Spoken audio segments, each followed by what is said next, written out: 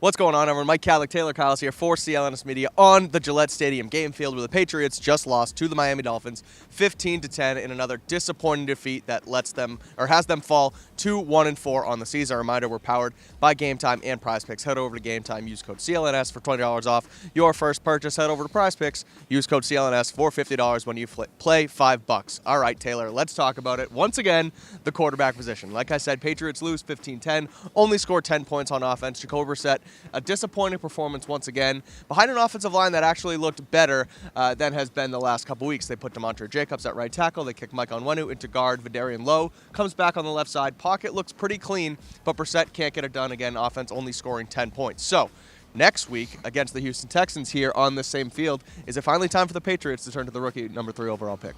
I don't know if it's time quite yet, but I do think there needs to be serious consideration into starting Drake Maye sometime before November. Okay. The ceiling for this offense just doesn't seem high enough, and it's getting to the point where it's just straight up claustrophobic. Now, early in the game, pass protection was a big issue. Nick Leverett took full accountability. He had a hard time early on. Obviously, it's only his second game. He's even told me he's still getting used to playing center, but there were also times where Jacoby Brissett's decision-making and holding onto the ball seemed like they may have also been contributing factors. A couple times where it seemed like he ran into pressure. Then as the game went on, like you said, the pressure rate actually dropped pretty significantly. I believe in the third quarter, Jacoby Brissett was only pressured on 15% of his dropbacks. That elevated to 33 in the fourth quarter, but obviously a lot of that had to do with the fact that they were in so many obvious passing situations while trying to come back. But then it just felt like it was always something where it was, okay, receivers aren't catching passes. And now, is Jacoby not seeing things downfield? And of course, we'll know once we see the All-22. I don't think Jacoby was the reason the Patriots lost this game. Obviously, there were so many missed opportunities, so many penalties in all three phases. So I don't want to put it squarely on the feet of the veteran, who also didn't have a turnover-worthy play after having 5 last week. That was a big thing I was watching out for.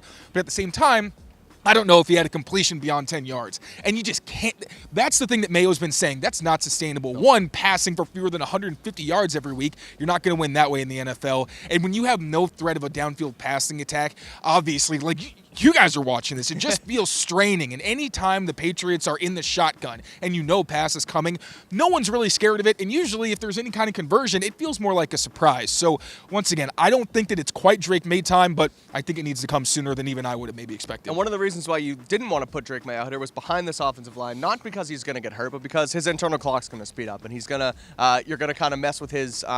You don't want to put him out here prematurely. Yeah, you don't want to put him out here prematurely and mess up, again, the way he sees the field and things like that. But at this point, I think you're seeing that from Jacoby Brissett, where his internal clock and his feeling for pressure has sped up from week 1 till now. Week 1, he's putting the ball on guys, getting the ball downfield a little bit better against teams like Cincinnati, where today he has a clean pocket because the offensive line improves a little bit and he has some different guys out there. But then when he's able to step up and set his feet, he still doesn't do it, and he overthrows a couple guys. Where Drake Maye, you get him out here, could be a little different, but ultimately, like you said, it's not all Brissett's fault. There's still a lot of pieces that you got to put together for the Patriots to have some success on offense. We'll see if they do turn to Drake Maye next week against the Houston Texans here at Gillette Stadium. Make sure you keep it here on Patriots Press Pass for all of your Patriots updates. Like the video, subscribe to the channel, and read all of our written work over at clnsmedia.com.